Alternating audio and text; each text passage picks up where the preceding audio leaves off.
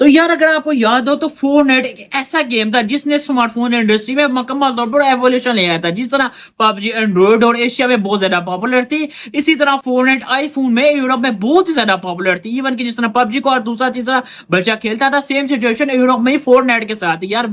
लेकिन फोर्टनाइट के साथ ऐसा क्या हुआ कि 2020 में एप्पल ने फोर्टनाइट को अपने ऐप स्टोर से हमेशा के लिए निकाल दिया। वो भी मैं बताता हूँ, उससे पहले सब्सक्राइब कर दीजिएगा फॉर डेली टेक वीडियो। तो यार ये बात है 2022 की, जब ऑलमोस्ट पूरी दुनिया में लॉकडाउन चल रहा था और उन दौरान फोर्टनाइट बहुत ही ज्यादा पॉपुलर होते जा रही थी यूरोप में। इवन के यूरोप के अलावा वर्ल्ड वाइड में भी काफी ज्यादा फोर्टनाइट को प्लेयर खेला करते थे यार। लेकिन फोर्टनाइट ने कुछ किया इस तरह यार कि किसी भी इन ऐप परचेज में एप्पल किसी भी ऐप की जो परचेजिंग होती थी उस पर एप्पल 30% चार्ज करता था। लेकिन फोर्टनाइट के पास बहुत ज्यादा पैसा और बहुत ज्यादा पॉपुलरिटी आने के बाद फोर्टनाइट में बहुत ज्यादा लालच आ गई थी। उनका मानना था कि हम 30% भी एप्पल को क्यों दे। तो यार उन्हें ना अपने ऐप में ही एक एक्सटर्नल लिंक दे दिया था जिसपे लोग उनकी वेबसाइट पे जाकर कुछ भी परचेज कर सकते हैं और जिसका पूरे का पूरा क्रेडिट फोर्टनाइट वालों को मिलेगा और एप्पल को इसका 1% भी नहीं मिलेगा यार। लेकिन एप्पल इतनी चालाक और इतनी होशियार होने के बावजूद एप्पल को ये बात कैसे हजम हो सकती थी कि यार कि तुम हमारे आईफोन में नाम कमाओ और हमें कुछ ना दो। एप्पल ने फौरन उस ऐप को अपने प्ले ऐप स्टोर से रिमूव कर। तो बस यार कुछ इसी तरह की हरकत करने के बाद फोर्टनाइट का शुरू होता है डाउनफॉल। फोर्टनाइट ने यार एक कंप्लेन भी चलाई थी यार कि बॉयकॉट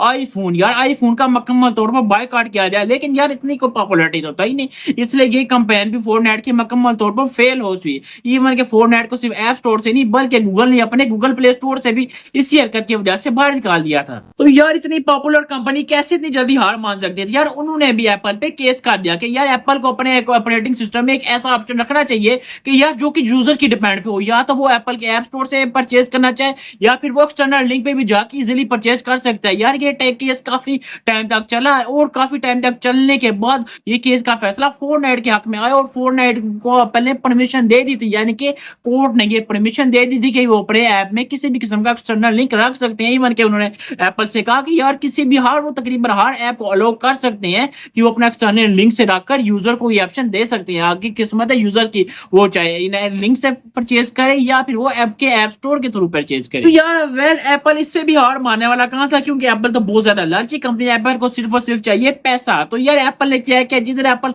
30% चार्ज कर दी थी उधर एप्पल ने एक्सटर्नल लिंक पे भी बाय करने की इसमें 27% चार्ज कर दिया था। लेकिन ये बात फोर्टनाइट वालों को फिर से हजम ना हुई और वो मुकम्मल तौर पर हैरान रह गए। इवन कि उन्होंने उल्टा फिर दोबारा से यूएस की अदालत में एप्पल पर केस कर दिया था और यार वो केस कुछ लंबा चला था लेकिन वो फिर से फैसला आया था फोर्टनाइट के हक में और यूएस की अदालत वालों ने एप्पल को खरी खरी सुनाई थी यार कि वो 27% क्या 0% भी चार्ज नहीं कर सकती यार। तो बस कुछ इसी तरह का खेल वो चढ़ रहा है, एप्पल को फिर से मुंह की खानी पड़ी थी। इसी तरह का सेम केस फोर्टनाइट ने गूगल प्ले स्टोर वालों पे भी किया हुआ है, लेकिन यार वो केस अभी तक पेंडिंग में है। लेकिन मुझे ऐसा लगता है कि वो केस का फैसला भी फोर्टनाइट वालों के हक में आएगा।